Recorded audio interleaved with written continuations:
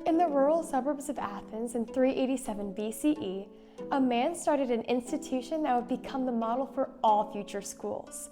This man was named Plato, and his school became known as the Academy, the first school in Athens to teach the sciences. Plato's Academy was more than just a school, though. It was an institution of knowledge where the best thinkers, philosophers, mathematicians, scientists, and astronomers pooled their knowledge into creating a sanctuary of progress. Plato's school saw the founding of modern biology and geometry, the first experiments proving that the Earth was a sphere, and even the first hints of modern theology and psychology. And all of it happened right here in Plato's backyard.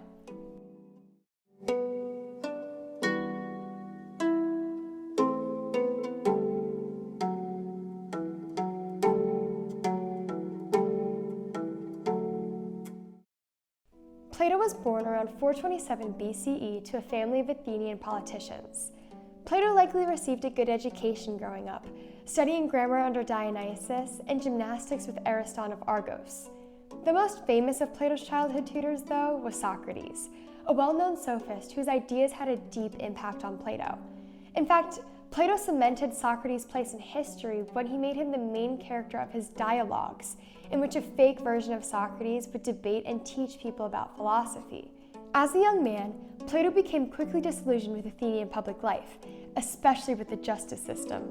When Plato's beloved tutor, Socrates, was found guilty of corrupting the youth and sentenced to death in 399 BCE, Plato was quick to publish his account of the trial, called the Apology of Socrates.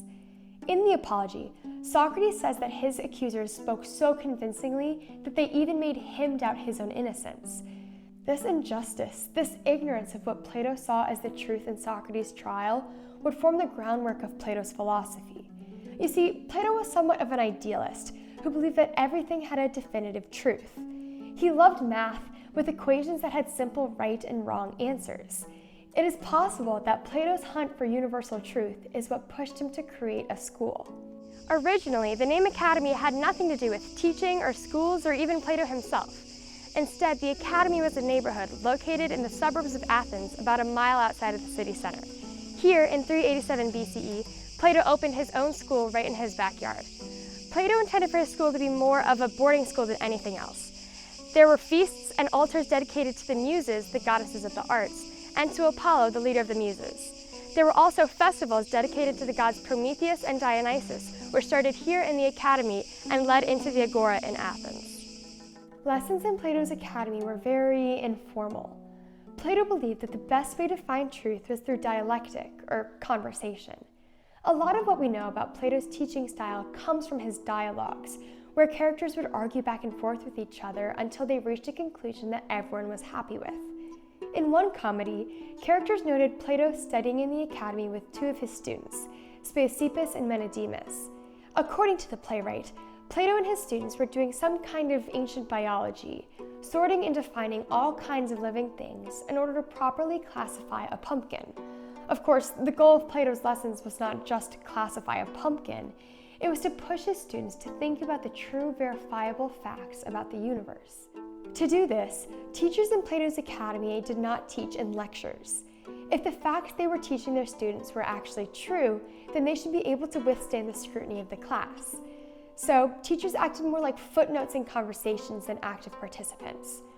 Often, Plato would read excerpts from his own dialogues in order to guide conversations towards the solutions he believed. But if the conversations differed, he wouldn't stop them. After all, Plato's school was in search of a universal truth, a doxa, not repeating the conclusions that others had already come to. Plato was not the only teacher in his academy. In fact, he would often invite his most advanced students to teach their own classes, leading to a wide variety of subjects. With courses ranging from math, astronomy, biology, psychology, and medicine, to history, grammar, poetry, and music, Plato's students took lessons in all of the important skills of the day. It should come as no surprise, given Plato's suspicion of the law, that he did not give his students any instruction in rhetoric or oratory. At least, not until his famous pupil, Aristotle, began teaching rhetoric lessons in the academy around 20 years after its opening. With so many teachers working at his school, it wasn't long before Plato's academy began generating its own knowledge. Plato's main research surrounded what we now call his philosophical theory of ideas, which says that everything in the universe comes from pure objects or ideas which only our souls can ever truly grasp. On the other hand, one of Plato's students, Theaetetus, made great advancements in a kind of math called stereometry, or solid geometry.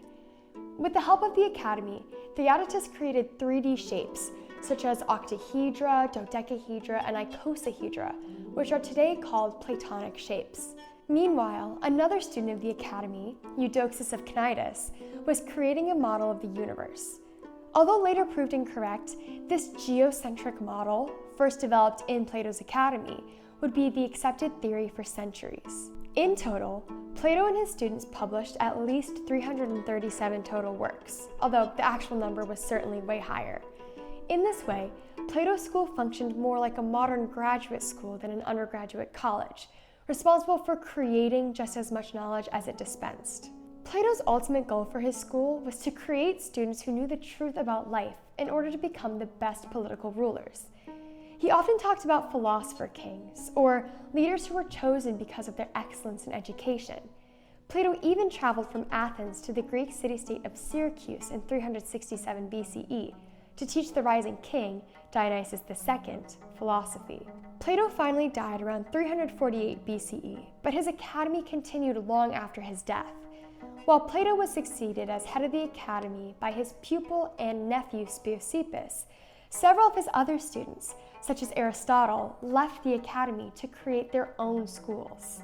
Plato had a lot of ideas about what education should be, but above all else, he thought that life should be a constant search for truth. This is why he wanted to teach so many subjects. He believed that just knowing one truth about shapes or planets or about the human mind would not make someone actually knowledgeable about life. Instead, Plato wanted his students to be well-rounded in all subjects, able to debate anything with anyone. He wanted his students to question the ideas of the people around him, to be constantly improving and building on earlier findings. In reality, we will never find this absolute truth that makes everything in the universe make sense. But it's thanks to the work of people like Plato, to teachers and thinkers who dedicated their lives to expanding the knowledge of the human race, that we know as much as we do today.